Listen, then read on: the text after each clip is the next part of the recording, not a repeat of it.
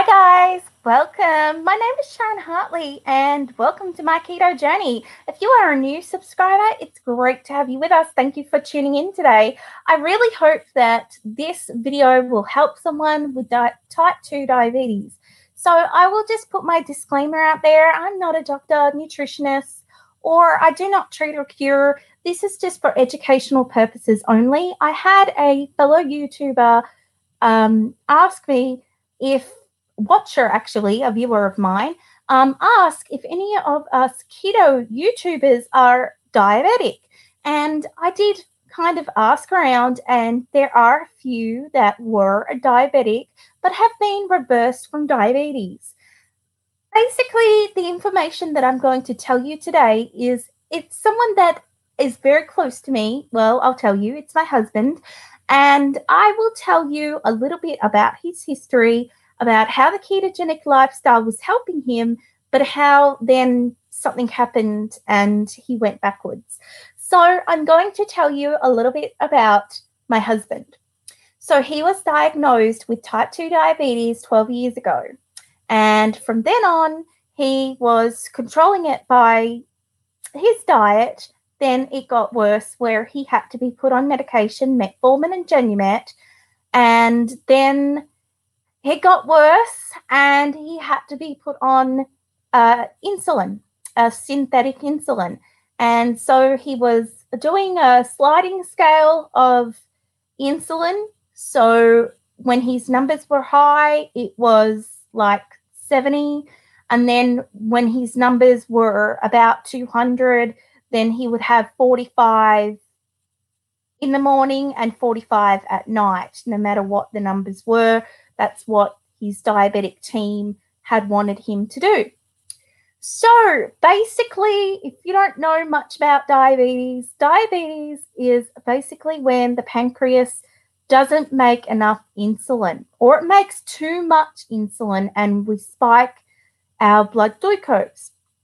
Blood glucose is what spikes our insulin in the foods that we eat. So when we eat sweet foods, when we eat carbohydrates, when we eat starchy vegetables, when we eat anything that's going to spike our insulin is going to rise up.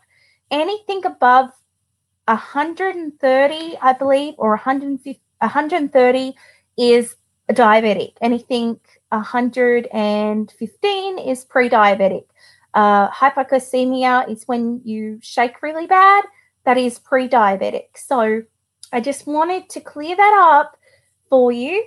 So basically, he had been on Levemir, he'd been on Novolog, and we were just switching like to different whole grain breads and brown whole grain breads, brown rice, brown pasta, whole wheat pasta, that kind of thing.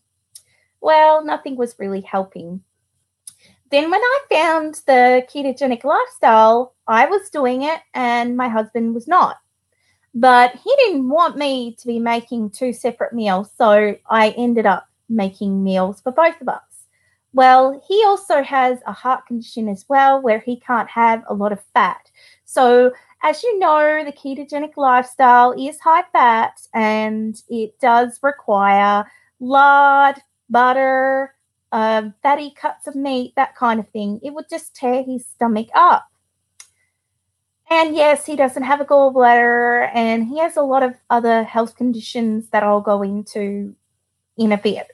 But basically, he was doing really well on the ketogenic lifestyle. Before he went on the ketogenic lifestyle, his A1C numbers, now the normal range is between 1 and 6, and he was 12, which was a risk of death.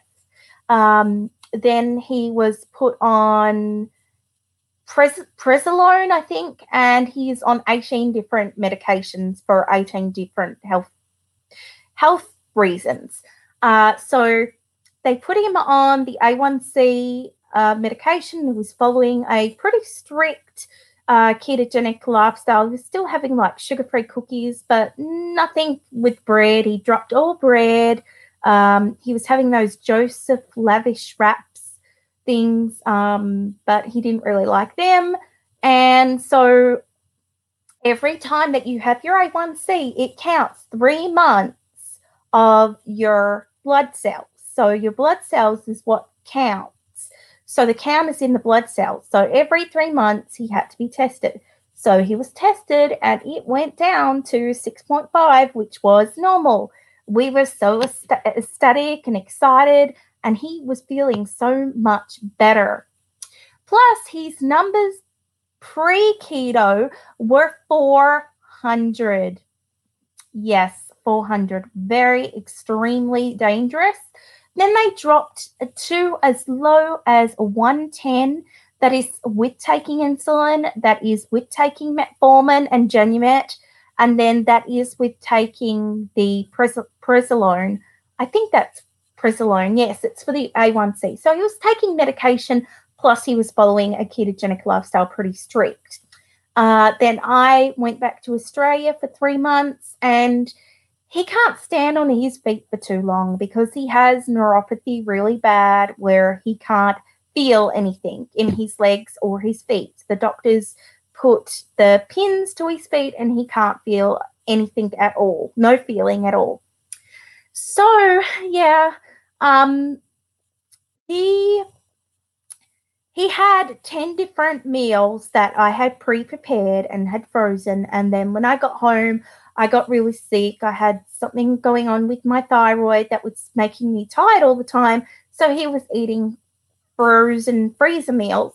And then I got to cooking the food again, and he just didn't want to eat it. He has started back on eating sausage biscuits. He's starting to eat hamburgers with the buns, all that kind of really bad stuff. He'll still eat the keto food as well, but his numbers have gone up with his A1C. They've gone up from 6.5 to an 8.5. Now, he hasn't been tested for a while, and he's probably going to come up to another 3 months of testing. So we'll sort of see how that's going. He does take insulin in a vial with a syringe. Our insurance had changed, and so no longer he could take a pen. So he has to take shots all the time, and he has to check his insulin with his glucose meter all of the time. Now, I don't get why he doesn't want to be or do a ketogenic lifestyle. I don't think it's that he doesn't want to, but the carbs have him so addicted, and he pretty much stays away from sugar. He still does have sugar-free cookies. We still have things in the house that we shouldn't have for him. But, if I don't buy them, then they get in their moods and they can be very stubborn. So basically, I just wanted to make this video to tell you that he almost had his diabetes reversed. He almost was off his medication. He was almost off not taking insulin shots.